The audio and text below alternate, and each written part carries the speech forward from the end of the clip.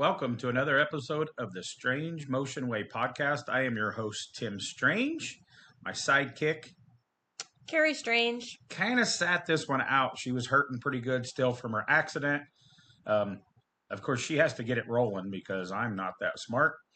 But it's mostly just me and Wings Kalahan here. You know him. He was the voice of the National Street Rod Association at all their events for over 37 years. Kind of semi-retired. Still doing some syndicated music shows and online music shows. This is a great story. Wings is a super good dude, full of stories from all the years of the crazy 80s, 90s, everything at the rod runs, and some cool stuff of him working with GM Performance, testing their big blocks and getting them to cool. So listen up. Here we go. Wings Kalahan. But first, a word from our sponsors. Hey welders, ready to upgrade your gear and save some serious dough in the process? The Miller Build with Blue Savings and Rebate Program has you covered. Find amazing deals and cashback rebates on a wide range of Miller products, from welders to plasma cutters and everything in between, all backed by our 3-year warranty. Don't let this opportunity pass you by. Take advantage of the Miller Build with Blue program now. Visit us online or stop by your nearest Miller distributor today to start saving. Okay, here we go with another episode of the Strange Motion Way podcast. I'm your host, Tim Strange. Carrie's sitting out tonight. She's still recovering from her bicycle racing accident, and she's hurting a little bit tonight. So she was behind the scenes here. We got a great guest here. We have Mr., because I was always taught to respect my elders, so I call him Mr. Wings Kalahan. He was the voice of NSRA, the National Street Rod Association, for what I've seen online was 42 years. You were the voice of NSRA. We all woke up, if you were there early in the morning at all the NSRA shows, you would do which I have stole this a little bit at some of the announcing gigs that I do, that you would wake everybody up with the roosters crowing, and then we would get our day started at the Street Rod Nationals. So welcome, Wings. Thank you for joining me on the podcast tonight. Thanks, Tim. It's a pleasure to be here. And yes, the chickens, we had chickens and we had the rooster. So I would do chickens one day and the rooster call the next day. And it was always a pleasant way to wake up at 9 o'clock. And now, if some of you people didn't, Wings Kalahan, even though your name is a little bit different, so it jumps out and people may or may not, but then they're like, if they hear your voice, you've got one of them booming voices for great announcing, like right up there with Steve Evans or Dave McClellan, in my opinion. So Dave was a big hero of mine. We had a chance to work together just a few times. I would have loved to work with him more, but we actually did a few NHRA track announcements together at Brainerd International Raceway years ago. That was fun. And he was there was nobody better. And just looking at the whole realm, whether you're into motorsports or not, Dave was certainly on top of the heap, indeed. Yeah, I remember he used to host the Hot Rod Industry Alliance, and it's been different ones, but the Hot Rod segment of SEMA, he used to host that banquet for years. When he dressed up, he wore a tux. Yes. And a few years after he retired, a couple other people did it. Rick Love did it for a couple years, and then I got to do it for a couple years. And then I go, what do I need to wear? They're like, well, remember, Dave McClellan used to wear a tux. And just so we're all aware and we're on the same page, I am and never will be to the level of Dave McClellan. So that's why I would never wear a tux.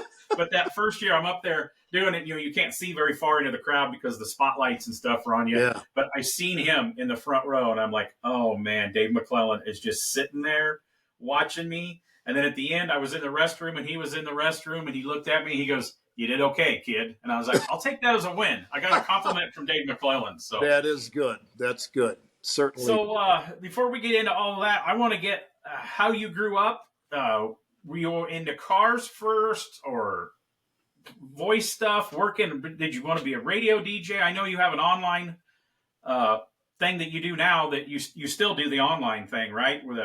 Yeah, well, Hot Rod Radio was, I guess, we can back up. The car thing, I was always into cars. When I was a kid, my dad always would take me to the new car show.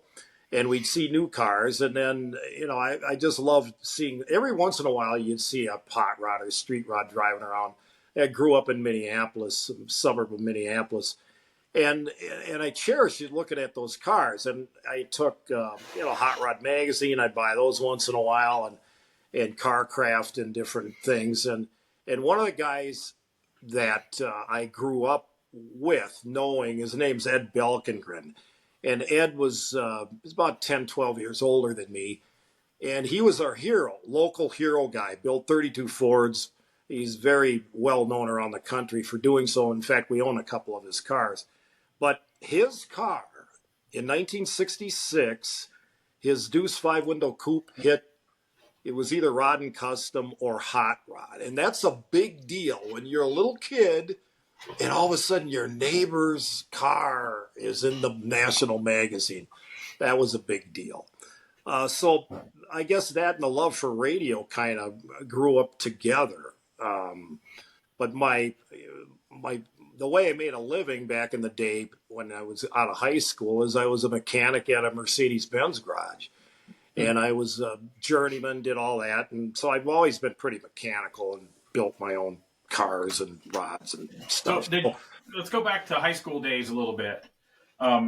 Did your dad have any personal hot rods or uncles or anything like that? Or you went to races and stuff like that? Did they personally, anybody close family, have cars for an inspiration? No, my dad liked cars, but he wasn't a car guy. We didn't have any hobby cars or anything, but he always kept his cars clean. And he was a Studebaker guy, and then he was a Pontiac guy, and then he sold Fords for a while. But the interest in the rod, there was really no mentor other than the guy I was telling you, talking about, Ed Belkengren, and him being so close. He only lived a couple blocks away. So I don't know how the interest started. I always thought old cars were cool and hot rods were even better, and drag racing had a big interest in that. And in fact, I had a B stock record for a couple of years, and it was just one of those things.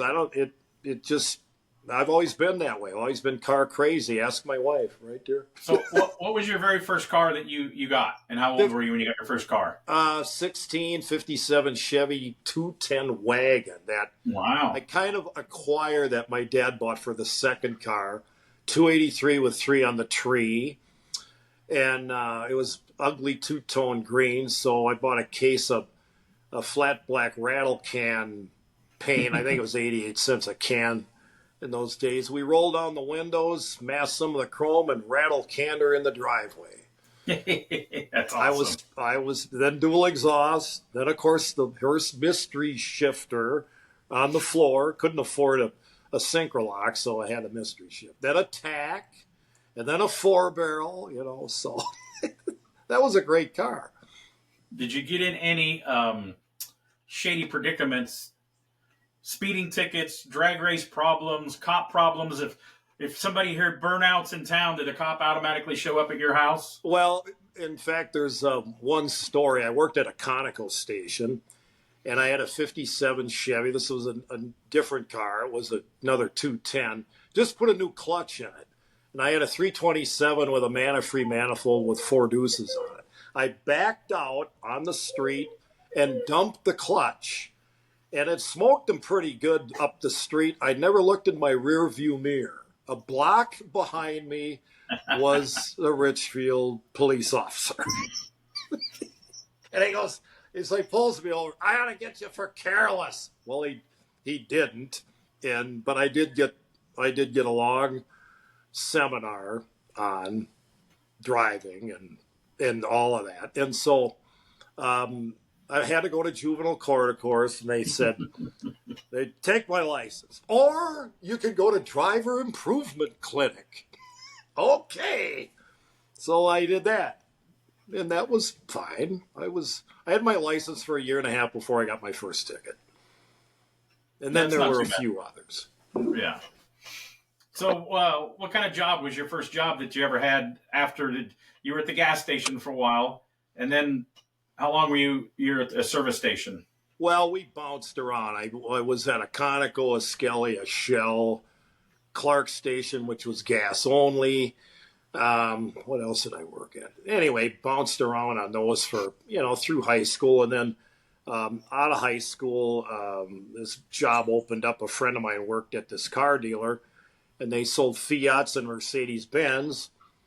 And I got a job there as an assistant lot boy, helping the lot guy. Well, then we ditched Fiats and got Datsuns when they were first coming around. This is 1971.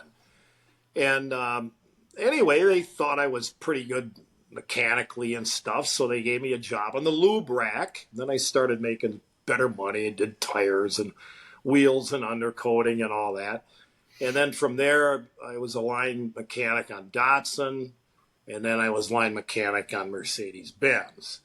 And it was just, it was a decent living, but I really wanted to do radio, but I didn't want to make a lot less starting out in radio than what I was making as a line mechanic.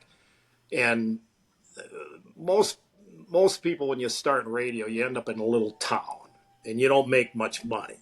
Mm-hmm. And I didn't want to leave the Twin Cities. I felt if I can start in radio in the Twin Cities, at that time we were the 11th largest market, I would do it. So I started kind of part-time in radio, and that's really where the love was.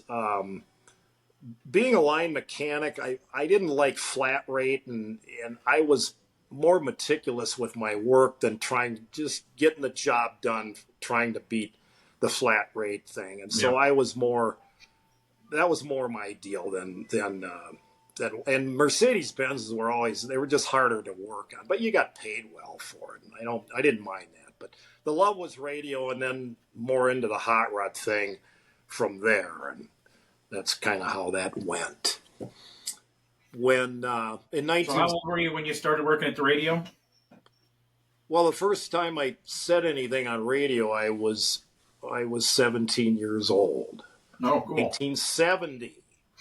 And I had friends that were disc jockeys and things, and I was working with this guy one night late on the air, and he says, "Wings, why don't you do the news?" And I go, "What?" It was like midnight. I figured, well, if I screw up, not a whole lot of people are going to hear me. So I did. I did the news on WLOL. My sister had a boyfriend once, and he went to college to be a radio DJ. Yeah. And he was in the small town. He was a night DJ, and sometimes on the weekends. And when I had my license, we go cruising in that town. And sometimes if he was on the radio, we'd stop by, and Sure. We knew like how to give him a code. And when he was a song playing, he'd let us in, and we got to watch him and play the commercials and all that stuff. That was kind of neat seeing that. But, yeah. Yep. So in 1977, when first of all, the Street Rod Nationals came to St. Paul the first time in 1974. Then they came back in 1977, and Tom Volbrecht, who's been around forever with the National Street Rod Association and a good friend, he brought Vernon Walker and Gilbert Bug by. I was at the National. He says, "Wings, we need an announcer." I said, "Okay." So I started announcing at the Nats in St. Paul in 77. Now, all I did was announce. I didn't play any music. But I had this idea that you could go to a car show, whether it was inside or outside, and there wasn't any atmosphere other than, you people going by and you hear cars going by. Once in a while, some of the shows had a band, but there was no real atmosphere. Mm-hmm. And most of the venues had PA systems then, and whether it was an indoor show or Whirl of Wheels or an outdoor. And I thought, if we played music as a background thing, and then I made announcements and run it like a radio show, I figured this would work. And it kind of took a few years to put that together, but I was really convinced after announcing at the Nats in 77 that this was what I wanted to do. And it took a while, again, to put it together and convince NSRA that this would work.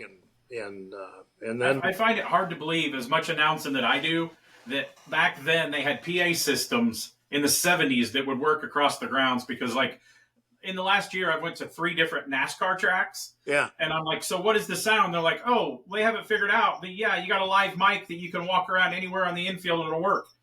It never does. Even in today's technology, it never does. It's like, oh, it might be in the stands or it might be in the garages at the NASCAR thing, but Yeah.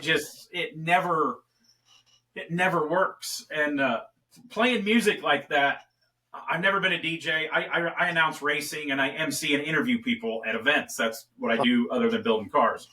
And I do stuff for good guys. Mostly I'm just doing their autocross announcing, but they have a Thursday night kickoff party in like the Host Hotel parking lot, and they have their normal DJ that does what you did, that, you know, all the normal announcements and the commercials and playing the music to entertain, to give the atmosphere. Well, he didn't get in about a month ago. I was in Dover, Delaware, and they called me because they knew I was in town early. They're like, hey, man, can you host the Thursday night kickoff party? And I'm like, I guess. Like, you got everything to set up? Well, we realized that nobody knew how to set up the speakers in just the parking lot. And the guy that was the normal DJ, he was still in the air coming from California and had the last little hookup piece to play music off of his phone. So we finally got it after like 20 minutes. And they're like, okay, put on some 70s or 80s thing. Well, I don't have like music download on my phone. I have like satellite radio, and I can play like a 70s channel, an 80s channel, Sure. Yeah. or whatever. And I know they're not going to listen. They don't want to listen to my heavy metal, hardcore, punk rock music. Your chainsaw music. So they're like, put on some 70s or 80s for the younger crowd. Well, I play 10 minutes, and then these guys come up and complain because they wanted like Beach Boys style. So I switched to that and try to make those guys happy. And then after 10 or 15 minutes of that, these other guys that want more modern rock and roll, and then, okay, I'll play that, and then back to 60s. And then 10 minutes later, I put on like Van Halen, and all the people that were sitting over here that I could see that wanted like Beach Boys, they just fold their chairs up and go into the hotel. So it's harder to try to please multiple generations on music than anybody thinks it is. It is. It is. In fact, I remember, you know, I started out with Beach Boys, Jan and Dean, and pretty much doing that because of the car music at the events and so forth. And, you know, Beatles, early Beatles and things. And of course, some doo-wop in that. But, yeah, the first time I played Born to Be Wild in this very conservative group, you would have thought it was the worst acid rock song you ever heard in your life. Yeah. And but I kept the variety. I kind of geared the variety of the music taste to the audience that was there, the car, you know. And as we aged and as the newer, you know, younger people start getting into coming to shows, hopefully, you know, then I started going out and, you know, ZZ Top and Van Halen and different things. But I still kind of catered to the core audience, and so we didn't get many complaints. You always got a few, you know, and you get a few pats on the back. But, you know, all in all, I think that I pleased most of the people most of the time, and that's all you can do, you know. So yeah, we had growing up in Illinois when there was like a circuit of like smaller car shows that would get 400 or 500 cars around Illinois, you know, between Peoria and Chicago suburbs and stuff. And there was this, they're still doing it. We went back home to Illinois. They got like 3-4 trucks, vans that they go and they set up the speakers in the small towns for their cruise nights and stuff.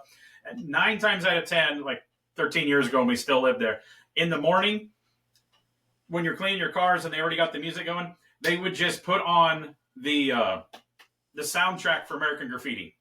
Okay. Yep. I mean, it works, right? Yep. And you got some, you know, Wolfman Jack in there and all that. And yeah. You got as a 16 to 18-year-old, I was almost had it memorized and was like, well, this song's over. I know what's next because you listen to that soundtrack so many times, you knew exactly what was coming up. Yep. So at this time, did you have a hot rod when you started doing the NSRA stuff? Did you have a personal one? Yeah, I bought my first street rod in 1974. I bought it at the Street Rod Nationals in St. Paul. It was a 37 Chevy sedan. It was a done car. It needed stuff, but it was done car. And went down to, the guy needed to take it home. He was from Iowa, so a buddy of mine and I went down after the event and picked up the car, and I drove that thing a long time. I took it to the Nats in 75 in Memphis and the Nats in 76 in Tulsa, and of course in 77 in St. Paul. And that was a great car. I was rebuilding it, and I finished it. I sold it when I bought my sedan delivery, the 40 delivery that I started with when I started doing this pretty much full time with NSRA. That car I still have.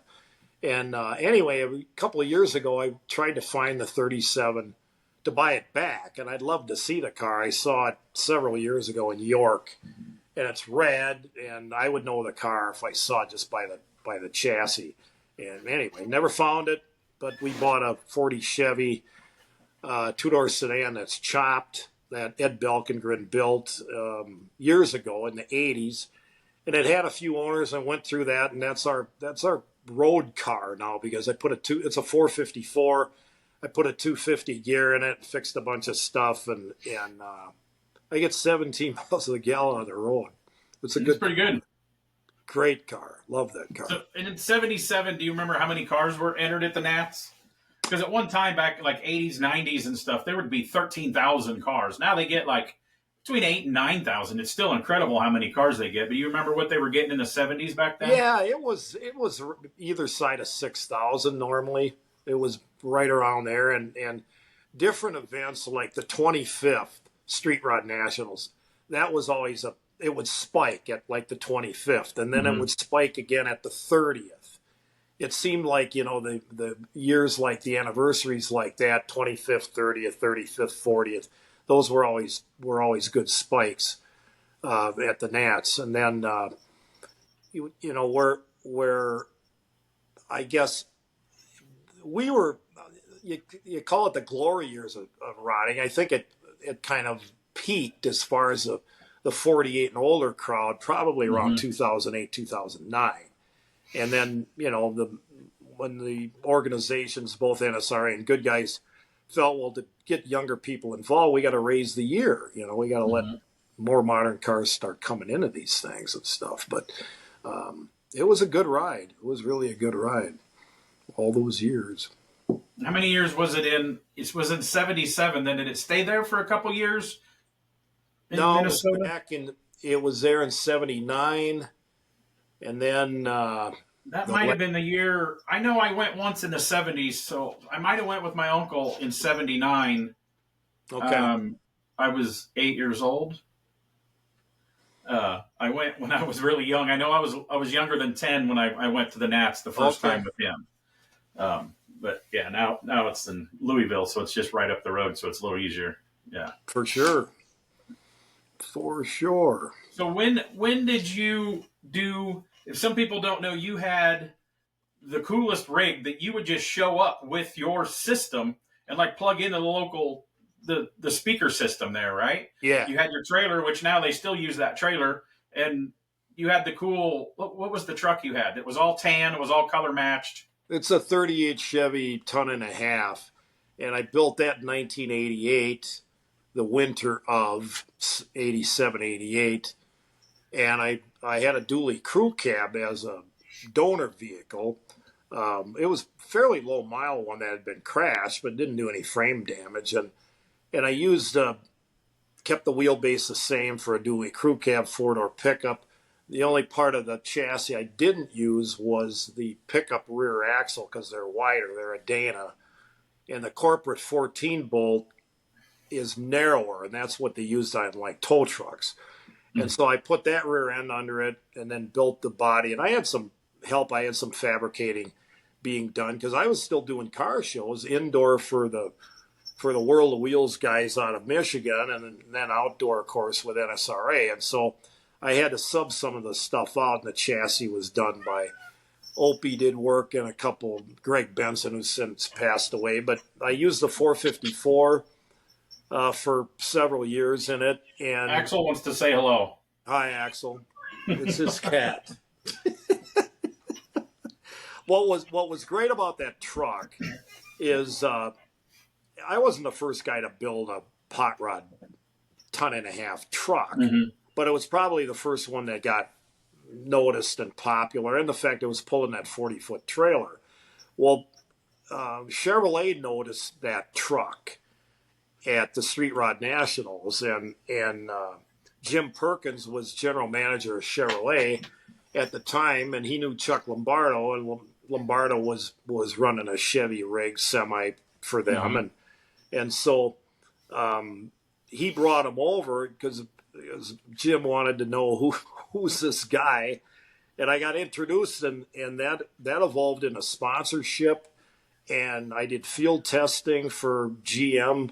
They working with the engineers. The 502, the truck version of the 502 was pretty much, I helped them develop that because I ended up putting a 502 in that 38 truck. It still has one in it today. And their concern was cooling using because the 502 engine, the big block, has Siamese cylinders like the small block 400. There's no water jackets between the cylinders. And I said, you get me a 502 and I'll cool it. And I did. And then through that development, had the truck 502 they came out with, which you can still buy from Chevrolet Performance Parts. So that was really a lot of fun working with the big block engineers. I would go to the tech center, and I'd run the hell out of these motors, and they'd want them back and dissect them. And then I was running a later model truck as the sponsorship continued, a dually crew cab, and I did field testing continue with the Mark Engine Group, which is the big block guys, and even in with Allison Transmission, I was doing field testing for them as well. So those were really great years. How many miles a year were you putting on back then? About on the old truck, got about 27,000 a summer. That's a lot of miles in 5 months or 4.5 months. Yeah. How many years did you do the World of Wheels indoor stuff? Oh boy, 30. Lots of. I mean, Detroit Autorama, and there were shows I did every year. Kansas City, Las Vegas when they did a Las Vegas show. Phoenix when they did that, Bakersfield. I mean, it'd be hard to count all of them. I did Indianapolis, St. Paul. It was kind of the same shows every year, Kansas City. But that was fun. Met a lot of people. Some of the Hollywood types that they would bring in as guests, got to know them and become friends with. And, of course, George Barris. Oh, God love George. And George and I had a fun friendship because you could pick on him, and he loved it. I mean, anytime you mentioned his name on the PA, he loved it. And in fact, I introduced him on stage one time, and I said, the man that is responsible for every custom built by anybody, here's George Barris. He loved it. He'd be laughing. And he was quite the ladies' man. And there's a gal that we knew from Winnipeg, and she was walking around with him at a show. And I asked her, I said, why are you holding his hands? And she says, because then you know where they are. Yeah.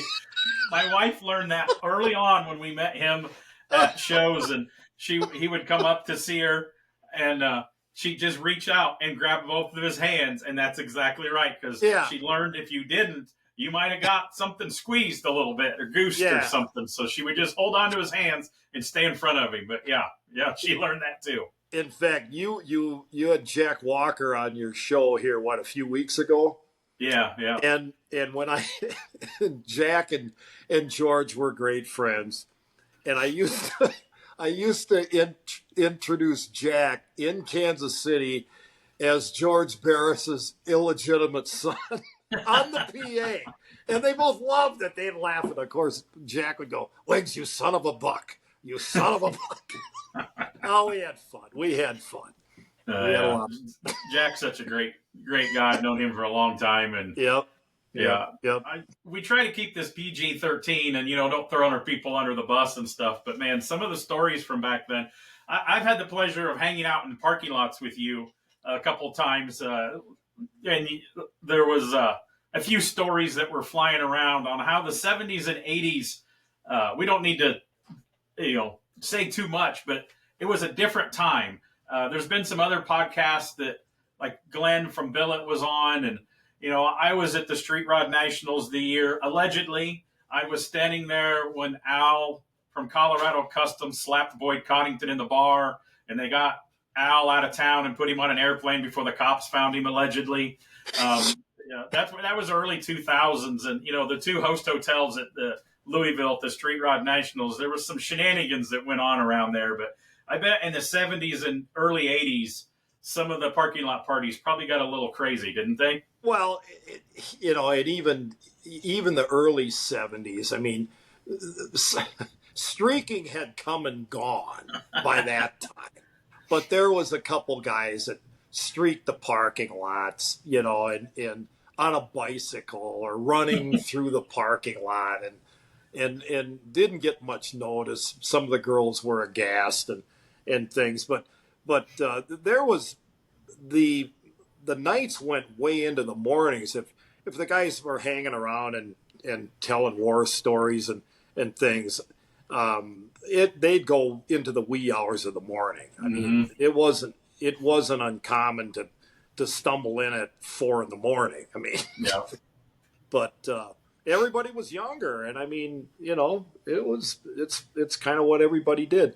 Yeah, I remember going to, I went to Louisville a lot, and I still go to Louisville. And it's changed there. You see the younger crowd coming with their kids in the strollers, so it's like third and fourth generation of the hot rod, street rod guys, that started all of this. Yeah. And it's good to see them. But, Louisville, the burnouts used to last till 2 o'clock, 3 o'clock in the morning, and now there's really no burnouts. There's cops everywhere, and it's like everybody goes to the early buffet, watches Wheel of Fortune, and goes to bed. And it's like the parking lots get pretty dead at 10 o'clock. Everybody's in, man. Yeah, it isn't like it was. That's for sure. And I'm not saying that some of the stuff has to be controlled, and some of the cars now, 40 years ago, you couldn't buy a car from off the showroom that was 900 horsepower. And I mean, the horsepower with the technology nowadays compared to years ago, the things are different. I mean, this high powered stuff you don't need to have people tuned up and then be running around the street trying to show off with 1,000 horsepower. You gotta be careful. You gotta behave. You've probably seen stuff talking about parking lot parties. I took a young BMX kid. He was 14 or 15. I took him on the power tour with me one year because his mom was working registration with my wife. So I had this kid with me all week, showing him hot rods. He wasn't really a hot rod dude. And we get to the hotel the one night. He's exhausted from being in the sun all day. Sure. 14, 15 years old. He's worn out. Can't keep up with the old people, And I was like, come on, buddy, freshen up. Let's go to the parking lot. He goes, the hell are we going to the parking lot for? And I go, you'll figure it out. And there was like 4 hotels right there at a one night stop. And we just walked around and visit with people that I knew. And, he met kids his age that he's still friends with a handful of years later. And he's like, man, the parking lots are almost as cool as the show. And I was like, the show's still cool, but at the end of the night, you hang out in parking lots. Some people let their guards down, and I can't count on how many cool industry people that I've met and been friends with, and end up working with on projects for myself for SEMA or something that I've met after hours of just hanging out in somebody's pickup, watching burnouts or watching the cruising go on. So the night is definitely a good. It's good. It's a good whole system, day and night. Yeah, it's good camaraderie with, because the show's closed, the guys are out of their booth, they just want to chill, and I mean that's the social time is the parking lot, and unless you experience that, it's kind of hard to. You're not going to tell a golfer, for example, that no, this is what we do after the show. The golfers don't go to the parking lot after the golf game. Mm-hmm. So unless you're there and you experience it, it's kind of hard to explain to the non-car person. Yeah, my wife is involved in running other events around the country, power tour and stuff like that. And they run this Cars and Cone. It's like a mini version of like a drag week, but it's an autocross, and it's all for charity the whole week. But their whole thing is they hang out in the parking lots. It's limited to 100 people, so you could sell out a hotel, and everybody hangs out in the hotel parking lot at night. But they have to call and ask the hotel, "Is this okay?" And they're like, some people say no, but you kind of have to let them know they've kind of learned that not warning the hotels, and then security and stuff causes a whole bunch of problems. And again, allegedly, if you say allegedly, you can't get in trouble for stuff.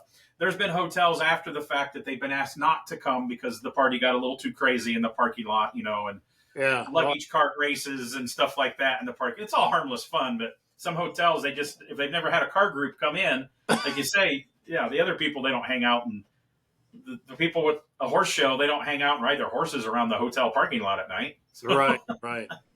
Yeah. We're a different group. yeah.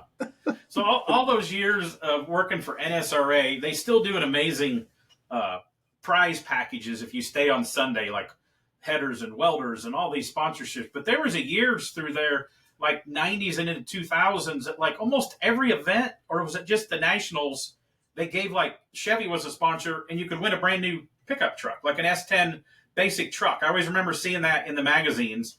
And Of course, at Louisville at the Big Nats, they would do a giveaway, a street rod. They'd build a street rod, and they got rid of that a couple of years ago. They stopped at the 50th, didn't they? They did the truck, and they haven't done another giveaway. No, the truck last year was the last year they gave away a vehicle. So now they're giving away money. They're giving away a total of $20,000 at the Street Rod Nationals. They're going to have drawings on, I think, Friday, Saturday, and Sunday, Mary, wasn't it? Something like that. They're not doing it all on Sunday, so they're going to, as I understand it, they got drawings for a couple of days during the event.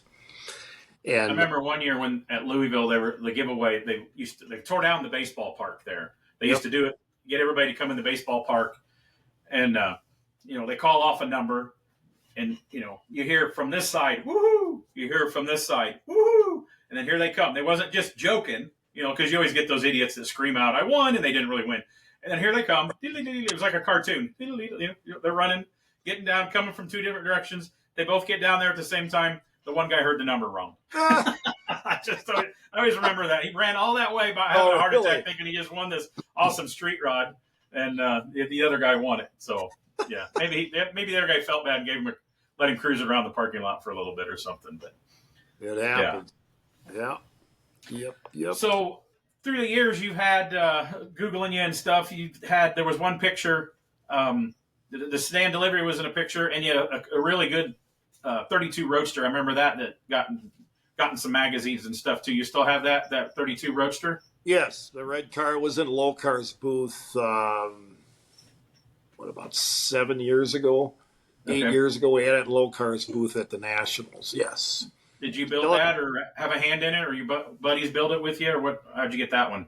Well, a friend of mine had bought the body. That's a Harwood body, and when Harwood was making fiberglass bodies, street rod 32s for a while, they were at the Nationals, and they were pretty impressed with the body. The guy's name was Ron Brown, and he had his builder with him, Denny Heapy, and Denny ran his hands around the car on display, and he says, "Ron, I can have this thing in paint in like 4 hours." He says, "This thing's really nice." Yeah, those Harwood bodies were really good. And so Ron says, he tells me, he says, "I want a couple of these." "Well, we'll put you on the list." He says, "No, I want this one. And I'm going to buy some more, but I want this one." "Well, we need it for our display, and we need it through Sunday." And he goes, "Well, we'll wait. We'll stay till Sunday." Anyway, long story short, they built the car. He liked the way the car drove. Well, then Dearborn Deuce came out with their body with the fold down top and all that.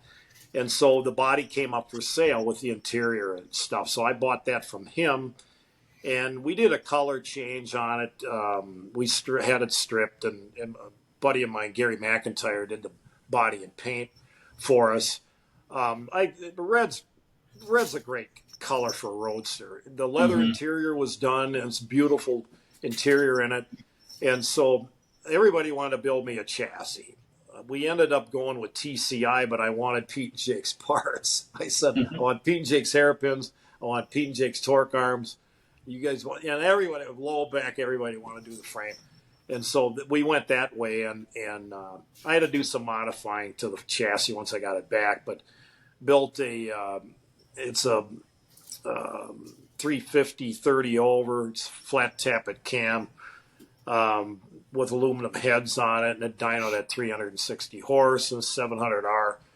automatic and a 370 gear. It's fun to drive. It's a good car. It's got about 3,600 miles on it. We were going to drive it yesterday, but we didn't. We drove one of the other cars. So it's Have you ever drove a Roadster all the way across country? Have not. I have not either. And I know a car guy that is in the industry and the other show series, and they used to do giveaway cars, and they drive them cross country and stuff. Yeah. He was more of a muscle car, street machine guy, and he did a Roadster, 32 Roadster from California to Columbus one year, and he goes, man, I earned my Roadster badge, kind of like a Boy Scout badge. I got my merit badge. He goes, I ain't never doing that again. He goes, my hat's off for all those old guys that did that for years. He goes, I want windows and air conditioning. He says, if I'm going to road trip that. Then how many miles does you still have your sedan delivery? Yes. How many miles have you got on it? That one's got about 120 on it. Wow. And that's good, because most of the time you went to the events, you were driving the rig and the trucks. So. Oh yeah, well, when I pulled a little trailer behind, that's when I started with from 84 through 87. The delivery pulled a camper that I made my studio into, and that thing's been in all the lower 48 and in Canada, so it's been in every state except Hawaii and Alaska. And right now, it's still got a B&M blower on a 406 small block, and I'm gonna put a deep gear in it, and then I might go drag racing with that. Yeah, I've that been on sounds the fun. strip before, but I bought a 430 gear for it. It's got a 9-inch Ford, so I'm gonna put that gear in it and crank the boost up a little bit on the supercharger, and it's fun. See what it'll do. It's just fun.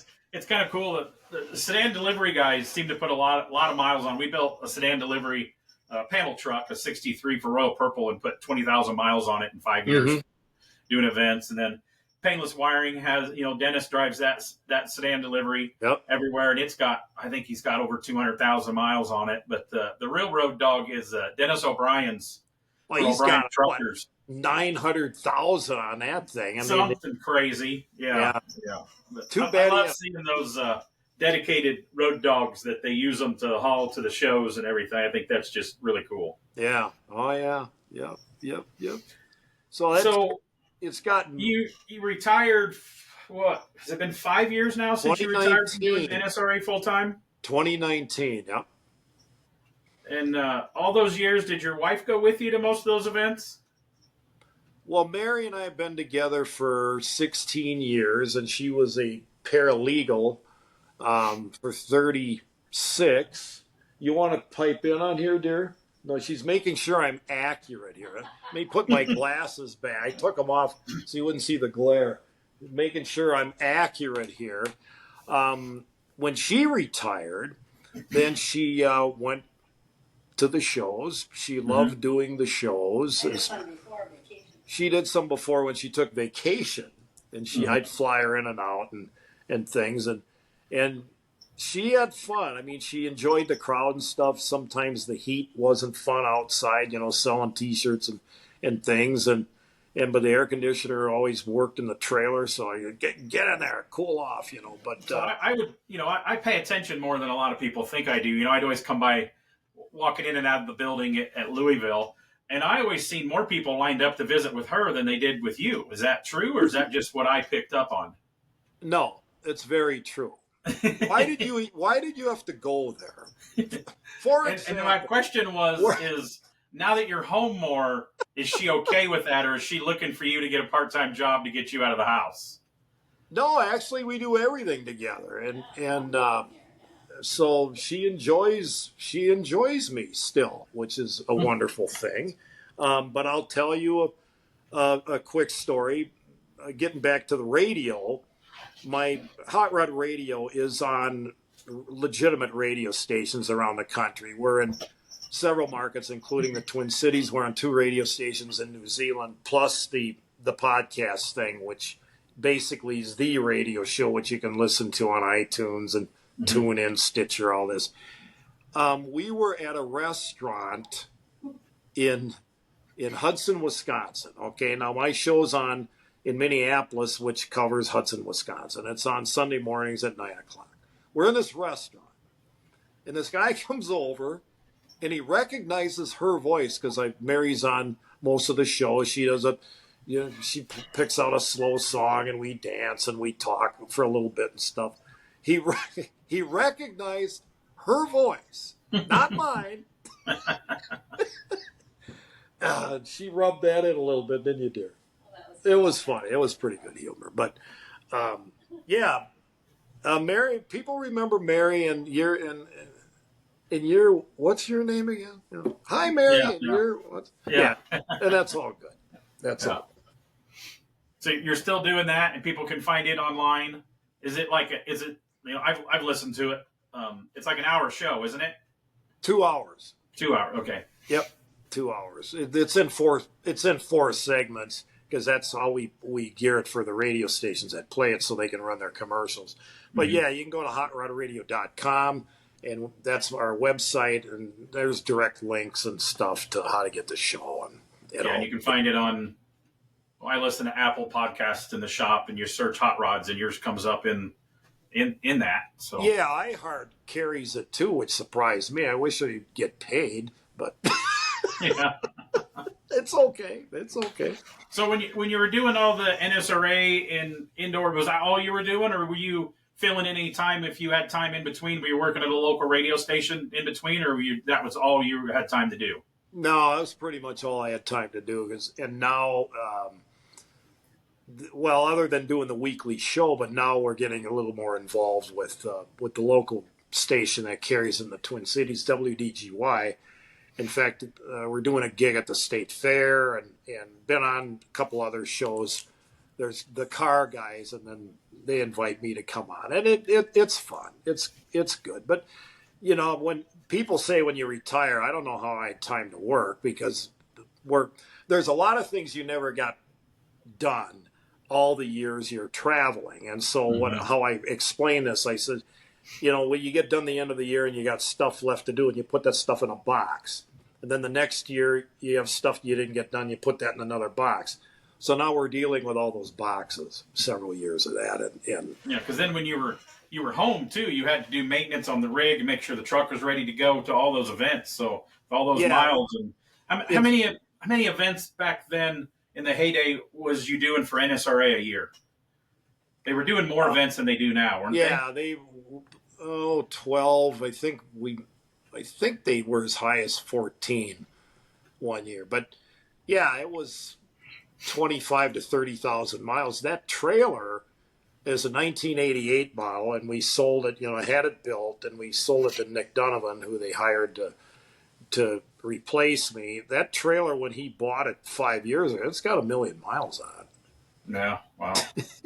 Doesn't look. I remember the first, I always still go by and I see him at Louisville in that first year, and I go, "How's it going?" He goes, "Well, I haven't." A lot of people didn't really know that Wings really retired.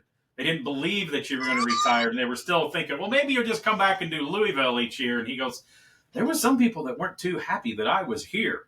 Well, then some people didn't see us. Oh, then they're like, oh, maybe is he sick or something like that?" He's like, "No, he really retired. I'm his replacement." And he's like, "Oh, this is what we got." But yeah, he does a good job though. Well, he's a good dude. In fact, somebody brought up, "Well, Wings, could you still do the Nationals?" I says, "That wouldn't be fair to Nick. I mean, no, that wouldn't. We weren't even interested. No, it was, our health was good. It was just time." Mary didn't believe me. One day I just said to her, I says, "I don't want to do this anymore." And she goes, "What?" And she wanted to go another year. And we felt going through the 50th Street Rod Nationals, and the timing was good. Our health was good. Everything was good.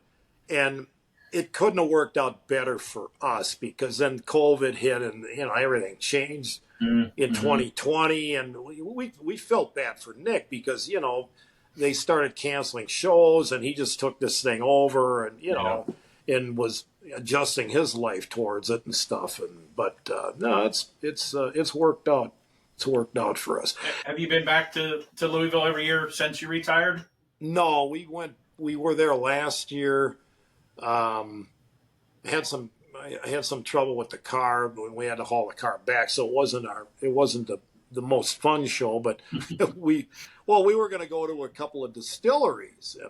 That was what I promised Mary. She says, "Well, I said, Mary will be different because we're not out there in the heat. We can come and go. Well, let's go to a distillery. I said, okay. Well, then we didn't do that because we had some trouble with the car, but that's all fixed. And we're going this year. So We're taking her to the distilleries? Yeah, we're going to, which one? Woodford. We're going to go to Woodford for sure. Yeah, there's my wife's group. They'll do that too and go to them. And we don't drink, but I still like to see how stuff's made. So it's really cool tours. And you go to Louisville. There's so much stuff to do in Louisville, but I used to stay at the show all the time. Yeah. There's the Churchill Downs Museum. You can go to there. Yep. We go there every year too for BMX racing. So we've snuck away during rain delays and did stuff like that. One of the coolest things to do is the Louisville Slugger. You can tour the small part of the factory, and you get a little baseball bat when you get the tour done, and that's always pretty cool. Yep. Lots to do there for sure. So you are which car are you driving? You driving a hot rod to the Nats this year? Yeah, the Chop 40 Chevy two-door sedan. It's a wonderful car. It's got power everything. It's got tilt cruise air, power windows, power seat, power emergency brake, power cowl vent, 454 turbo 400, 250 gear. I put a modern stereo in it, and it's just a wonderful drive. It drives so nice, power steering.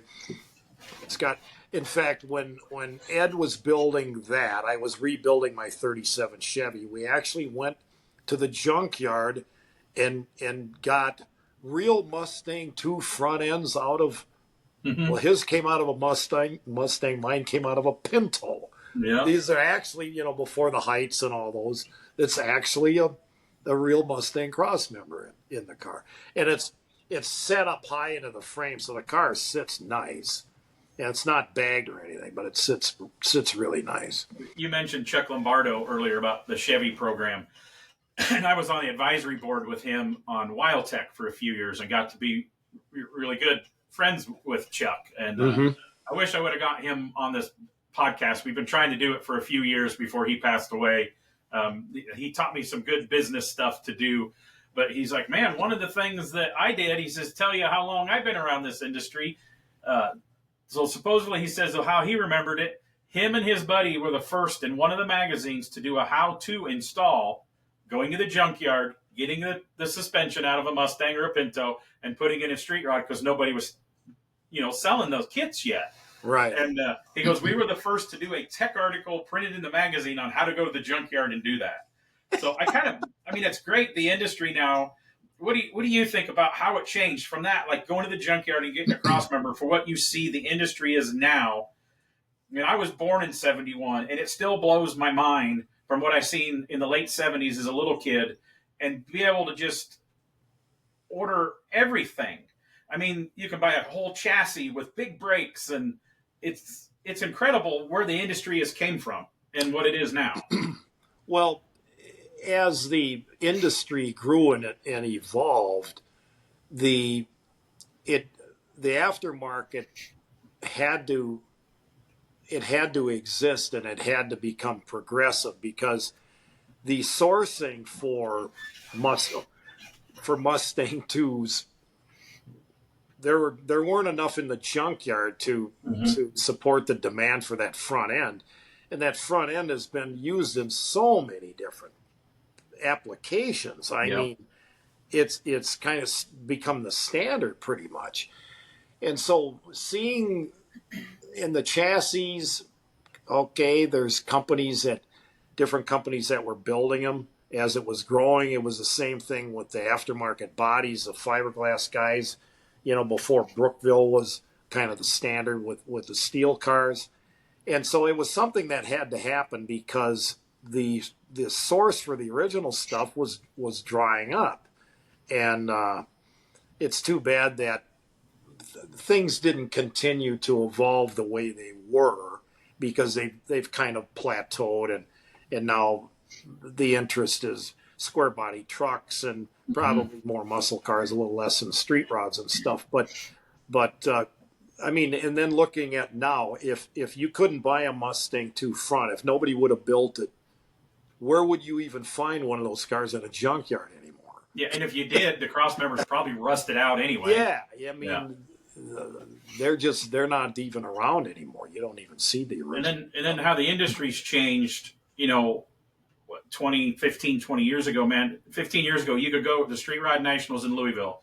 You could go and buy your 32 or 37, whatever you want, fiberglass body at this part of the building. You go over here and buy the chassis. They buy your crate motor. You could go through and build a catalog car.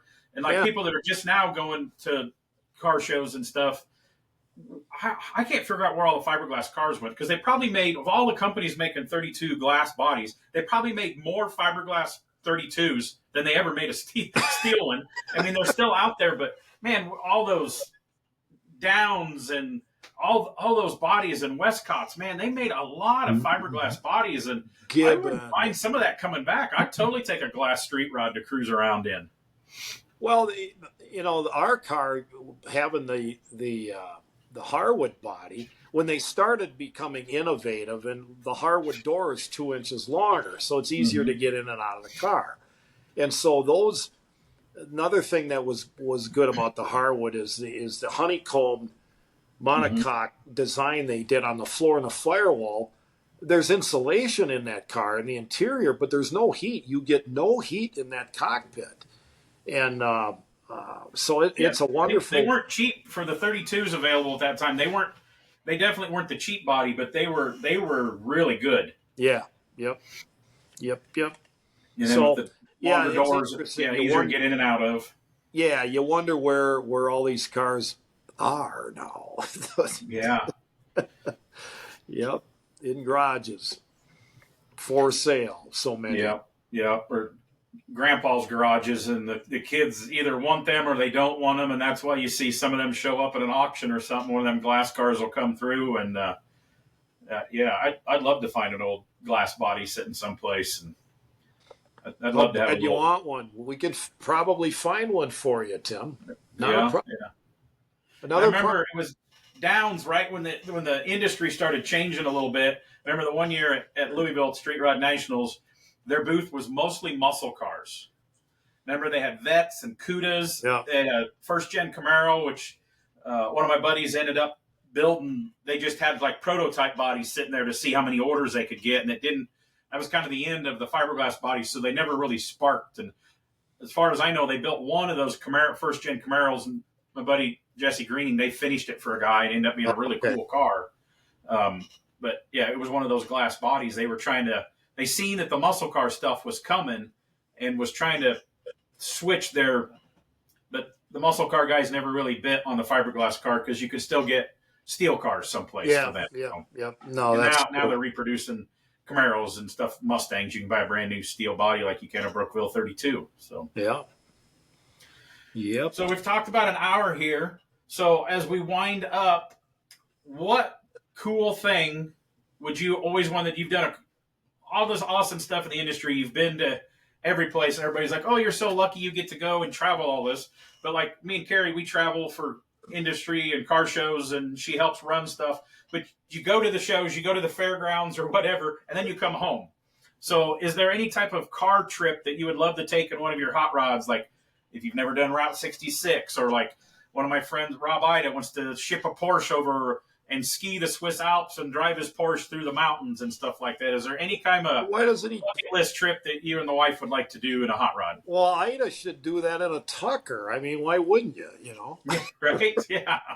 I'm sure Rob will listen to this. He likes his vintage Porsches too. He has got a wide variety of what he likes. So, well, believe it or not, we've never been to the Grand National Roadster Show, and we've never been to it. And the 75th is coming up next year. We're certainly going to try to make that. Pretty much we've gone everywhere we wanted to go in a street rod, and the comfort level's good. We have to make sure we have lots of luggage. See, here's the thing. We were used to traveling, Tim, with a big trailer and a truck. And you have endless room for luggage and things. And now it's... Right, dear? Yeah, and it wasn't just me. And it wasn't just, and it wasn't just you. We I could get never worse take a as motorcycle. I get older on taking too much stuff packing. I guess I'm just as bad as my wife would be. And we look back and it's like at one time we took a trade in on it was a steel 34 3-window coupe, but it was Pro Street also and a fuel cell So in the no trunk. trunk at all. You could take like 2 duffel bags behind the seat and another little bag of tools in the trunk. Yeah. And we'd go like to Columbus and Louisville and that, but we also admit that we were smaller then and our clothes were a little smaller than what we have to pack now. It was like, how did we do that with basically 3 duffel bags of stuff and go away for 5 days? Now Yeah. we've got 4, we're going away for a couple trips to 2 announcing gigs at Des Moines and Columbus. And she's like, okay, pack this for when we stop and see, the niece, so we don't have to take all 3 suitcases in. And yeah. Yeah, so I pretty much in a street rod, we've gone every place we wanted to go, and we may get a whim and hop in the 40 and go out to Bakersfield sometime and do that in the 40 Chev or something, But there's other things that we certainly want to go to. We'd like to go to Barrett Jackson again. We went to Barrett Jackson in Phoenix a few years back, and it was just a blast. We had a good time. Sometimes I like to ask this question. That's the hot rod stuff you want to do. And our lives are been hot rod, like me and my wife in BMX for all our lives. Uh-huh. What type of trip would you like to go? Doesn't have to have a car involved. Like you visit, I'd like to go to like Australia or Ireland or some other country, just fly. And I think it'd be neat to go to a country that I can't speak the language and figure out what I'm eating. Is there any trips like that you and her would like to so just? Mary and I never had a honeymoon, and I promised her one. We're planning to go do an Alaska thing. We're gonna take a cruise and part cruise and part on land. We want to do that next year, and she's always wanted to go to Europe. She really liked to go to Italy. I would love to go and do Normandy and the World War II kind of a thing. That's really important to me. And for a non-hot rod thing, and might run into might see somebody wearing a Cruising with Wings shirt there. You never know. We went to the BMX World Championships in 2007. Okay. And my wife qualified for the U.S. team. She got 5th at the World. She did really good. Well, you're there for a few days, and one day you don't race, and one day's practice. So you go downtown, and I really wasn't paying attention. And we go there. We're in Victoria, Canada. Well, that's where, every 5 years they do the Deuce Gathering. Oh, sure. Okay. So we're downtown. It's like all these street rod guys. And I end up running into like 10 guys that I know and a good buddy that was there. So here we are halfway across the country into Canada and for BMX stuff. And we run into hot rod guys. So yeah, you run into the hot rod people all over the place. It's pretty incredible. Sometimes. Yeah. Yeah. Yep, for sure. We moved down to Tennessee. We hardly know anybody in the town we live in, but all of our friends are at the shows where we go. So it's incredible. It's like, you're the same way. You could drive across country and almost every state, every big town, if you have a problem, you got a buddy or a friend of a friend to call and a couch you could probably sleep on for a night. Indeed. Yep. Yeah. That's what's cool about this industry. So. Indeed, for sure. Well said, Tim. Well said. Yeah. I miss the days. I used that so many times. I always traveled with the NSRA, the fellow pages. They don't do that anymore. And it was like, you break down and it's like, oh, this guy is this car club in this town, and there's a couple guys you could call. And I had the fellow pages saved me more than once driving hot rods. So that was always pretty cool. Yeah. Yep, for sure. So any last words you want to thank anybody or anything we missed that you want to get out there before we go? Well, the industry was very good to me over the years, and the support. I didn't make any money when I first started doing the thing, but I had this vision, this dream. I felt if I give this my best shot, it'll make money. And I guess the great sponsors I had over the years, people from PPG and Lolcar and Chevrolet and others, Borgeson, Universal, and on and on. I had great sponsors, and of course the NSRA was great to work with, and then when Mary and I got together, that was at a all-school class reunion. Turned out we were in the same high school class.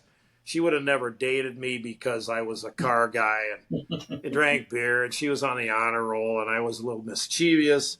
And, but she's the love of my life, and that's been a wonderful, wonderful thing. So we should have had her on, so we could have got some of those mischievous stories from I had her. my own bench at the principal's office. She was on the honor roll. I had my own bench. I was on first name basis with the principal. Well, yeah. In fact, quick story. We went to this high school turned 50 years ago. And he was way up in years, and he was walking down the hallway. They had this big open house in high school. I walk up to him, I go, John, I give him my real name, John. I remember you, he goes. And that was years later. But I never got in trouble. We were just kind of mischievous. We had a teacher, my sister works for basically the same school system that I went to school at. And I went back one time. She used to coach basketball, volleyball, something. She was a coach for a while. Now she's a counselor there.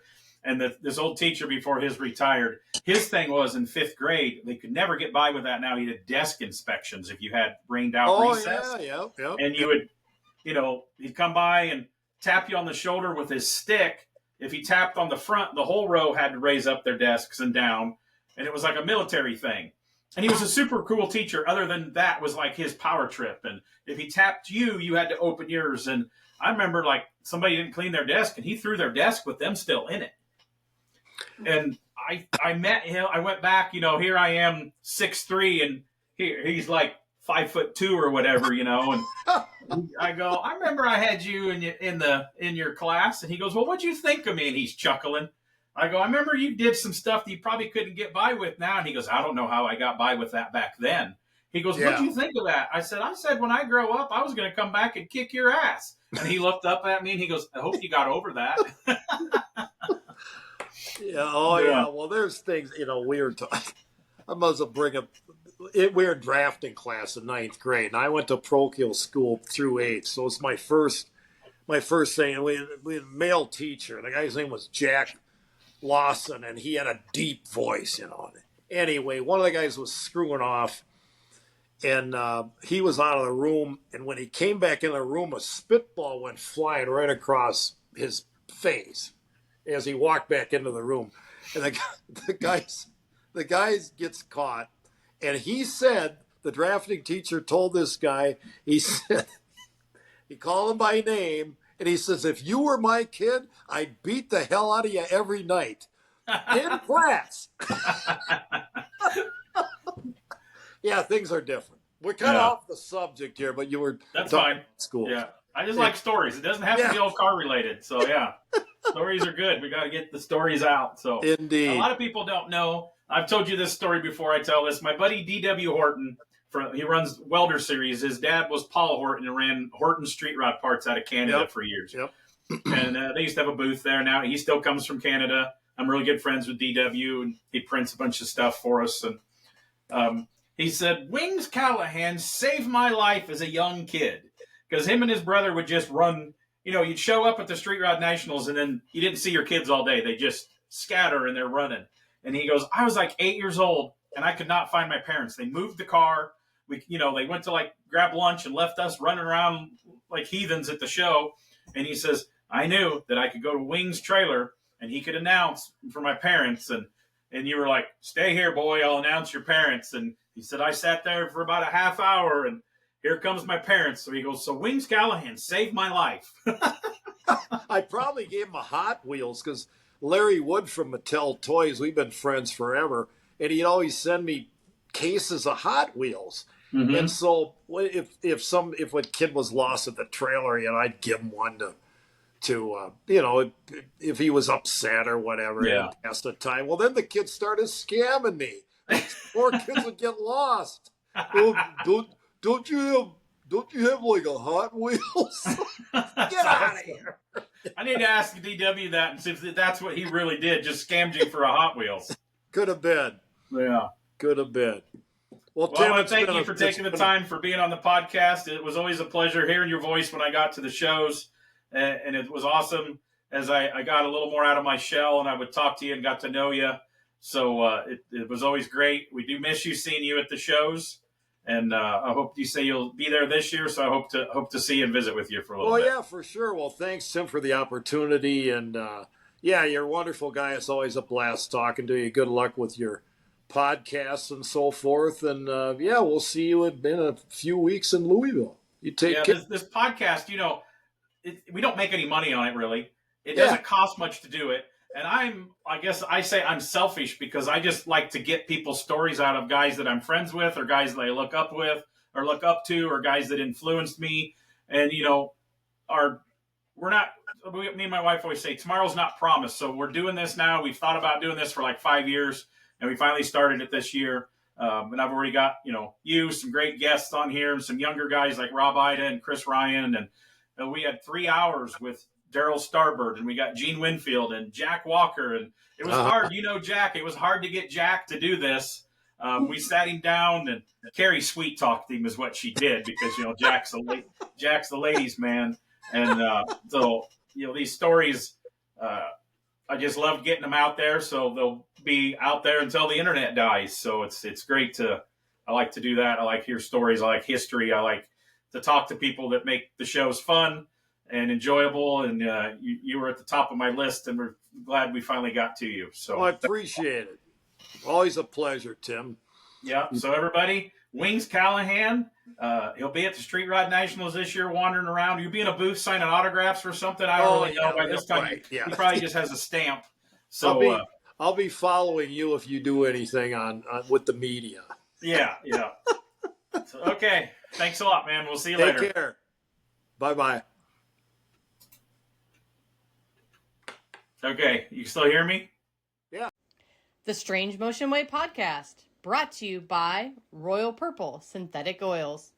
Royal Purple premium synthetic motor oils and high-performance chemicals have been designed to improve performance in all conditions and provide cleaner operation, better mileage, and decreased oil change frequency. That means less oil changes. With products available for your gasoline and diesel engines, Royal Purple is the obvious choice for your performance needs. Drive with Royal Purple, the synthetic expert.